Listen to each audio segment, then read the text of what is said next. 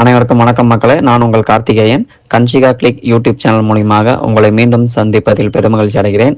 இன்னைக்கு நாம் பார்க்க போகிற வீடியோ பதிவு என்னன்னு பார்த்தீங்க அப்படின்னா, வருகின்ற ஏப்ரல் மாதம் குடமுழுக்கு காணவிருக்கும் ஆலயம், உலகின் முதல் சிவன் ஆலயம் உத்தரகோசமங்கை. வாங்க வீடியோக்குள்ள போகலாம். சிவனின் சொந்த ஊர் மற்றும் உலகின் முதல் நடராஜர் தோன்றிய ஊர். உலகின் உள்ள அனைத்து ரிஷிகள், முனிவர்கள், சித்தர்கள் வந்து வழிபாடு செய்த கோவில் மற்றும் நவகிரகங்கள் தோன்றுவதற்கு முன்னரே உருவான கோயில்.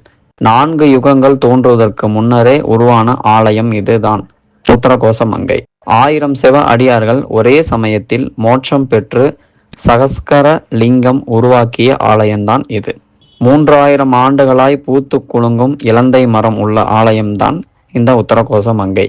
தென்னாடுடைய சிவனே போற்றி, எந்நாட்டவருக்கும் இறைவா போற்றி என்ற வாக்கியம் உருவான இடம் இதுதான். மரகத நடராஜர் சிலை உள்ள ஆலயமும் இதுதான். இப்படி பல பல அதிசயங்களை கொண்ட ஆச்சரியங்களையும் தன்னகத்தே கொண்டு சாந்தமாயிருக்கும் ஆலயம் அதுதான் ராமநாதபுரம் மாவட்டத்தில் அமைந்துள்ள திரு உத்தரகோசமங்கை மங்களநாதர் மங்களநாயகி திருக்கோவில். உத்தரகோசமங்கையில் உள்ள மூலவர் சுயம்புலிங்கம் 3000 ஆண்டுகளுக்கு முன்பு தோன்றியதாக கணிக்கப்பட்டுள்ளது. உத்தரகோசமங்கை கோவில் சுமார் 20 ஏக்கர் பரப்பளவில் அமைந்துள்ளது. ஆதி காலத்தில் இந்த தலம் சிவபுரம், தட்சிண கைலாயம், சதுர்வேதி மங்கலம், இலந்தி கைப்பள்ளி, பத்ரிகா கஷேத்திரம், பிரம்மபுரம், வியாக்கிரபுரம், மங்களபுரி, பதரிசயன சத்திரம், ஆதி சிதம்பரம் என்றெல்லாம் வேறு வேறு பெயர்களில் அழைக்கப்பட்டது. இந்த தலத்தில் உள்ள கல்வெட்டுகளில் ராவணனின் மனைவி மண்டோதரி பெயர் இடம்பெற்றுள்ளது. எனவே இந்த தலம் இராமாயண காலத்திற்கும் முன்பே தோன்றியதற்கான ஆதாரமாக இந்த கல்வெட்டு கருதப்படுகிறது. இத்தலத்து பஞ்சலோக நடராஜர் மிகவும் வித்தியாசமானவர். இவர் வலதுபுறம் ஆண்கள் ஆடும் தாண்டவமும் இடதுபுறம் பெண்கள் ஆடும் நளினமான கலைப்படைப்பாக உள்ளார். கோவில் வாசலில் விநாயக பெருமானும் முருகப்பெருமானும் இடம் மாறியுள்ளனர். இத்தலத்து முருகனுக்கு வாகனமாக யானை அமைந்துள்ளது. முருகப்பெருமானுக்கு இந்திரன் தனது ஐராவதத்தை இத்தலத்தில் அளித்தான் என்று இத்தலமான்மியமான ஆதி சிதம்பர மகாத்மியம் கூறுகிறது. ராமேஸ்வரத்தில் இருந்து 83 கிலோமீட்டர் தொலைவிலும், ராமநாதபுரத்தில் இருந்து 18 கிலோமீட்டர் தூரத்திலும் இவ்வாலயம் இருக்கிறது. பிரதோஷத்தன்று இங்கு தாளம்பூ வைத்து வழிபடுகின்றனர். இந்த கோவிலில் சிவன் அம்பாளுக்கு தாளம்பூ மாலை கட்டி போட்டால் அனைத்து தோஷங்களும் நீங்குவதாக ஐதீகம். இதனால் திருமணம் உடனே கைகூடும்.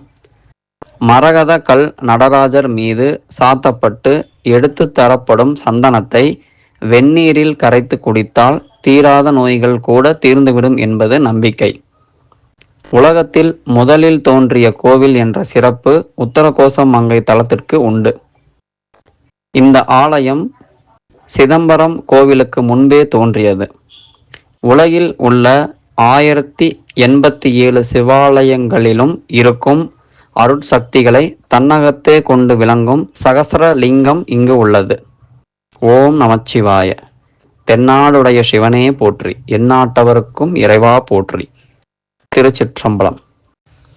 அடுத்து நாம் காண இருப்பது மதுரையம்பதி அரசர்.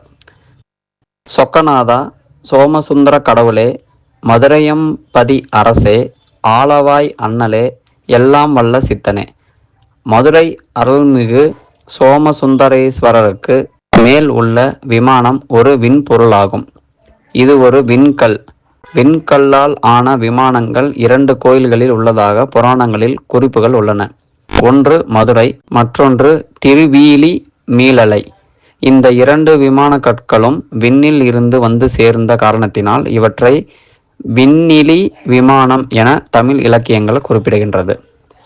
தேவர்களின் தலைவன் இந்திரன் இவன் கொலைப்பாவத்தை போக்கிக் கொள்ள வேண்டி பல திருத்தலங்களுக்கு சென்று வழிபட்டான். அப்போது சிவபெருமானின் திருவிளையாடலால் கடம்ப வனமாகிய மதுரையில் ஓர் அழகிய சுயம்பு லிங்கத்தை கண்டு பூசித்து வழிபட்டான். வழிபட்ட உடனேயே அவனது பாவம் நீங்கியது. இந்திரனும் அச்சுயம்பு லிங்கத்திற்கு ஒரு பெரிய கோயிலை கட்டினான். தேவலோகத்தில் இருந்து ஒரு விமானத்தை ஒரு பெரிய கல் எடுத்து வந்து சுயம்பு லிங்கத்திற்கு மேலே விமானமாக அமைத்தான். எனவே இந்த விமானத்திற்கு இந்திர விமானம் என்ற பெயர் உண்டானது. இந்த விமானம் விண்ணிலிருந்து இழிந்து வந்த காரணத்தினால் விண்ணிலி விமானம் என்ற பெயரும் உண்டானது. இந்த விண்ணிலி விமானத்தை 8 யானைகளும் 32 சிங்கங்களும் 64 பூதகணங்களும் தாங்கி நிற்கின்றன. முன்னொரு காலத்தில் பிரளயம் ஏற்பட்டு தமிழகம் முழுவதும் அழிந்துவிட்டது. அவ்வளவு பெரிய பிரளயத்திலும் இந்த விண்ணிலி விமானம் மட்டும் அழியவில்லை. ஒன்று, மதுரையானது பிரளய காலத்தில் வந்த கடல் நீர் வற்றிய பின்னர் கடம்ப மரங்கள் அதிகமாக முளைத்து கடம்ப வனக்காடாக இருந்தது. இந்த கடம்ப வனத்தை அழித்து வங்கிய சேகர பாண்டியன் தற்போதுள்ள மதுரை மாநகரை நிர்மாணம் செய்தான். அப்போது மதுரையின் பண்டைய எல்லைகளை காட்டுமாறு சிவபெருமானிடம் வேண்டிக் கொண்டான். மன்னனின் வேண்டுகோளுக்கு இணங்க சிவபெருமானும் ஒரு சித்தர் வடிவில் வந்து இந்த விண்ணிலி விமானத்திலிருந்து தோன்றி அருளினார்.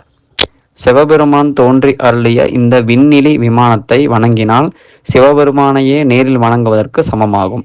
எனவே மதுரை அருள்மிகு மீனாட்சி சொக்கநாதரின் விமானத்தை வணங்கி வேண்டி வரங்களை பெற்று நல்வாழ்வு வாழலாம்.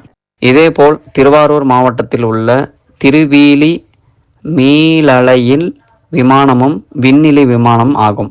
திருமால் விண்ணுலகத்திலிருந்து விமானத்தை கொண்டு வந்து அதில் சிவபெருமானை எழுந்தள்ளச் செய்து பூசனை செய்து அருட்சித்து சக்கராயுதம் பெற்றதாக புராணம் கூறுகிறது. ஓம் நமச்சிவாய.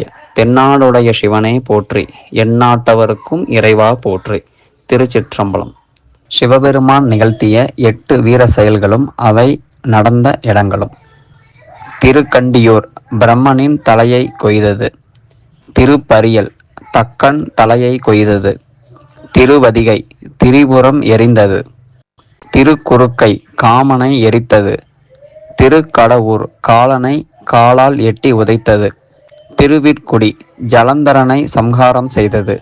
திருவழுவூர் கஜாசுரனை சம்ஹாரம் செய்தது. திருக்கோவிலூர் அந்தகாசுரனை வதம் செய்தது. இந்த வீடியோ உங்களுக்கு பிடிச்சிருக்கு அப்படின்னா லைக் பண்ணுங்கள், சப்ஸ்கிரைப் பண்ணுங்கள், ஷேர் பண்ணுங்கள். உங்களுடைய உற்றார் உறவினர் மற்றும் நண்பர்களுக்கு இந்த ஆன்மீக பதிவுகளை ஷேர் பண்ணி பயனடைங்க. நன்றி, வணக்கம்.